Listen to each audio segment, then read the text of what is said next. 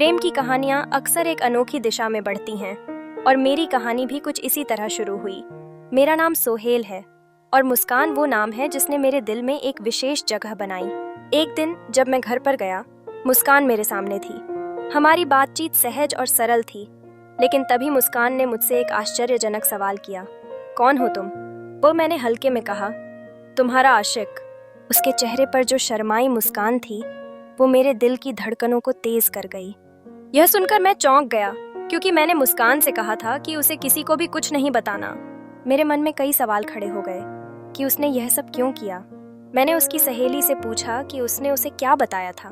उसने कहा कि मुस्कान ने उसे सच बताया, जबकि मैंने उसे केवल एक झूठ कहा था।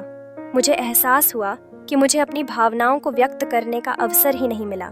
इसके बाद हमारी बातचीत फिर से शुरू हुई, लेकिन कभी हम एक दूसरे के करीब नहीं आए। फिर एक दिन जब मुस्कान घर पर अकेली थी, अचानक उसकी सहेली भी वहां थी और मैं भी पहुंच गया। उसकी सहेली ने पूछा, क्या मैं यहाँ से जाऊं? मुस्कान ने उसे रोकते हुए कहा, कोई ऐसा कुछ नहीं है।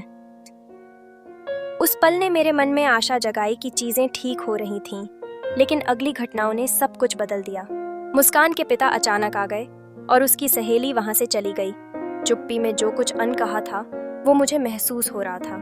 मैंने मुस्कान की ओर देखते हुए पूछा, कुछ हुआ है?